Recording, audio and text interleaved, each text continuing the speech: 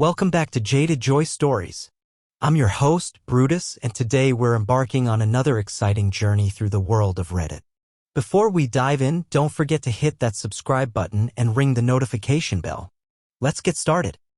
I am a 30-year-old male and my wife, a 30-year-old female, got married recently. We were together for 6 years before marriage and engaged for 3 years, delaying the wedding twice because of COVID. Her mental health has always been a struggle, but during the relationship it feels like it felt slowly getting worse and COVID was really bad. She really struggled with not seeing people during the height of the pandemic and anxiety from a family health scare. During this time, she lost her job but got a new one quickly. After that it was remote but therefore more irregular with hours. I have always tried my best to be supportive, and she said in the past that she felt I was the only person she's ever met who made her feel she could become who she wants to be. But I suppose that stopped being true at some point. A few months after our wedding, she got COVID and also had long COVID symptoms for a while. It was very difficult mentally and physically. I think she was mostly recovered after several months when she got COVID again and long COVID symptoms again. We knew better how to manage it, so it improved slightly faster, but stress-wise, it all became too much. After she got COVID the second time, we started being much more careful with our masking. We only ate indoors for important occasions and wore masks in bars. We sat outside in the winter in any place that still had outdoor seating. But after her second COVID recovery, she spiraled into a depression worse than I had seen before. She decided to take a leave from work. During the depressive episode and leave, I fed her, did all the household chores, and worked full-time. During her leave, she started improving. She attempted to do many things, like take classes, but the only thing that she really did consistently was yoga. Her sleep schedule was really inconsistent from the depression, so she would often struggle to go to sleep, resulting in being up late and then napping and continuing to cycle with late sleeping times. This meant that she would take later yoga classes after dinner and then have energy. She would say she was going to go to a bar with friends from the class, or that she was going to draw at some bar after, or that she needed to think about therapy, etc. Usually, she would say her intention was to be at the bar for an hour or two and then come home. But she would inevitably say just another 2 hours while I think about things, and do that again until the bars closed. Then she'd come home, sometimes drunk. During recovery from a depressive episode and long COVID, I thought this was an unhealthy coping mechanism, and it made her sleep even worse. It meant she'd sleep through the day and not get vitamin D, and quality of sleep is so crucial for mental health as well. I would say my thoughts on this, but she's always been defensive about feedback from me. I've journaled about this many times and talked to her about it, including asking her to talk to her therapist about it, but during our couples therapy sessions we never really got to issues I had with her communication. We only talked about methods I should use to ensure I don't trigger her from past trauma and how we can both de-escalate very valuable things, of course. But this time I suppose it was too much. During her times out, guys would talk to her. Eventually one wore her down and she made out with him. She gave him her alternate email and they'd meet up to make out, eventually having sex. She also met 2 other people who she told she wanted something purely physical with, but she says she never had physical sex with them. She would send dirty texts to them and masturbate to their texts. I discovered this when I picked up her phone to charge it when she was napping. We have each other on Face ID and thumbprints, and when you start charging, the screen lights up and shows past notifications. I saw a weird text, so I opened her phone and looked at it. I didn't think it was suspicious when I clicked on it and had literally zero suspicions until I realized what I was actually reading. I looked at it purely with curiosity because we were so open otherwise, I thought. I was distraught, but I also saw that this guy sent emails to her alternate email address that she doesn't keep open by default. I sent myself the emails so she couldn't deny anything later. She woke up from her nap and we talked and cried. I was so broken and numb. But her remorse seemed so complete, and she said that she was dying to be wanted and feel young and alive. She said she never wanted to be with anyone else. She said she's messed up mentally and she's so sorry she's destroyed our marriage too. I wanted to work on this, her mental health and us, and I told her I wanted to be with her. The next day was hard, but we seemed to get through it somehow. Then she had a therapist appointment. We talked about it afterward. Her therapist seemed to tell her. She's never done this before, so it isn't who she is. She was feeling trapped and wanted attention. The leave from work and freedom work for her mental health, which is true. It was a violation of privacy the way I discovered it. And during this conversation, all these things she said very defensively and with an attitude of blaming me for her actions. I was not happy about the perceived lack of guilt. Over the next few days, she seemed to take responsibility, and I had hope for our growth from this. But then she wanted to think about what to do about her job after an afternoon yoga class. This was 5 days after I found out. She delayed when she'd come home again. And again. I told her to take her time until she told me she'd be home by 2. I said she can't do the exact thing she did when she cheated this soon after cheating. How can she expect me to trust her? She had location sharing on her phone, and I went to the bar she was at. I told her this again in person. She said she was staying until 2, and that's how it was. I left, and she came home later. I don't think she cheated or anything. After couples therapy the day after, she had another therapist appointment a few hours later. After that, she's basically not been home. She has told me semi-loose plans like having dinner with a certain friend, but not more than that. She says she needs space. She'll come home late and sleep on the couch until I wake up, then go sleep in our bed until it's time to leave the house again. Based on our couples therapy session, I think she is going to demand changes from me so she doesn't feel trapped. I don't want her to feel trapped.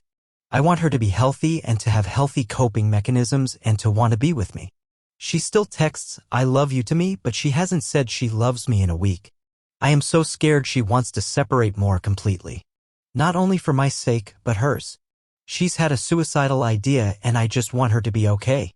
I think she has projected her parents' relationship onto me and will see anything I do as controlling or annoying at this point. I think her therapist has heard her talk about me this way as well and is encouraging separation. I don't think her therapist is wrong based on what she's heard, but I think it's possible my wife is being selective about what she tells the therapist. For example, she didn't tell the therapist she was cheating on me for the 2 months it was happening. I would guess that she also wasn't telling the therapist how often she was going out alone drinking. At our next couples therapy session, I think I'm going to be told she's moving out, and if I don't want that, I'll be controlling her again. I don't know how it came to this. When the couples therapist found out, she told me just because she feels trapped does not mean that you were trapping her. But I am scared that my wife, who definitely has felt I walked over her in conversations, is choosing now to put her foot in the sand. It feels like the most unfair time and decision, but I don't want to lose her and start my whole life over. I also don't want to acquiesce to this and have her think she is right to think I want to control her. That would result in her resenting me in her mind. I know I'm not blameless. We got couples therapy before this happened for a reason. I am argumentative and she gets triggered by confrontation from past trauma. We have worked on it a lot and I am doing better, but I'm not perfect. But above all else, I want her to be happy and healthy, and I thought she knew that. So how can she think that I want to control her instead of thinking she's coping unhealthily? I don't know how I came across this text, but I am kind of numb right now writing it. I can't stress enough that I try in every conversation to understand, even if she feels I am just trying to win or if the conversation gets heightened by my tone or her trauma. It's the number one thing we've talked about, and it hurts so much that she really thinks I want to control her even though what I am proposing, not demanding, is as mild as being at home by midnight on weekdays and trying to sleep well for her mental health. Wow. That is a lot to take in. What would you do if you were in OP's shoes? Let us know in the comments below. Now how about we go ahead and jump right into the update. From OP. After seeing the couples therapist again, the couples therapist and my therapist strongly felt my wife likely has bipolar disorder, 1 or 2 unknown, triggered by long COVID or something. Some families also suspected it. Over the last few weeks, we've had a few cycles in which she comes back to me crying, apologizing, saying she doesn't want anyone but me, all the things I want to hear. We'll talk about what our future may look like, whether we need a change of location or some kind of reset. We make up, including sex. This form of absolution for her seemed to calm her, but then she seemed to get antsy again and leave for increasing amounts of time, again with unsafe behaviors. She admitted to continued cheating in those times as well. I am worried about it as she's come back from wherever she's been at like 6 a.m. and sleep for 14, 15, once even 19 hours. It feels like very stereotypical bipolar behavior. Talking to my therapist, I've come to realize how unlikely it is that this will end up okay. I love this person, and as much as I want the best for her, it is not guaranteed that I am actually helping. Not because I'm not doing all I can, but because all the change for her has to be internal. And statistically, bipolar takes a while to treat, and even if it is treated very successfully, we go back to having a relationship in which she was so insecure about whether she was good enough for me, about her own intelligence, and about confrontation, that it'll be hard to think we'll make it regardless. So I've basically made the internal decision that I'll be seeking legal separation, basically divorce with separate finances, but she can stay on my health insurance. My therapist has also said that I do exhibit some patterns for control to alleviate anxiety, so some uncertainty will be good to learn to deal with it. So I think it'll be a win-win for my mental state, my wife, and my future. I'm basically going to prepare all this, and when I think my wife is in a stable place, I'll ask for separation. She has already packed her things intending to move out anyway, so I think it can be relatively seamless. I am going to take some solo trips and ask some friends to plan a different trip with me as well. I've also been reaching out to many old friends and re-establishing my old community, and it's made me sad that I lost touch with so many great people and so happy that I have been able to get them back in my life. For the feedback, many of you were right that she'd continue to cheat. One person sent me a message and it was really amazing and said what I needed to hear. I can't tell you how appreciative I am of being kind while centering on my well-being. There were others as well, and I am glad you took the time. Otherwise, everyone implying I don't have respect for myself or that I don't have self-esteem is simply wrong and usually not very helpful. Maybe for others it would be a wake-up call, but I can't tell you how much it didn't feel useful at all. I genuinely have incredible resilience. I lost a parent early in life and made it through childhood poverty and self-esteem, and I am personally incredibly proud of myself that I can consider what is best for other people even while I struggle. I do not struggle with standing up for myself ever. I wrote that a week after I found out. I also want to caution the typical chorus of calling cheating partners every derogatory word in the book. Many deserve it, of course. But life is usually not so black and white, and while I don't excuse her actions, my wife is not how many of you describe her. People have complexity. She can lie to me and feel remorse.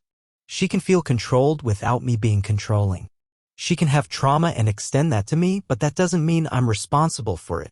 Not all lying is gaslighting. She can be empathetic to others and not to me. I'm not apologizing for her actions. She will feel the consequences of them. In general, I found the tone of many comments surprisingly unhelpful, but hey, you get what you pay for. For the future, I think we should remember that many people posting on this site are having some of the worst times of their lives, and extending some grace is not that hard. Thanks for reading. Well, that was kind of a mixed ending. I'm glad OP is going to take some time for himself. At the same time, I really hope his wife gets the help she needs. What do you guys think? Well, that concludes another journey through Reddit. If you enjoyed today's story, be sure to hit that like button and subscribe to JadedJoyStories so you never miss out on the next adventure. And hey, if you've got your own story to share, feel free to drop a comment below. You never know, you might hear your story read one day. This is Brutus. See y'all next time.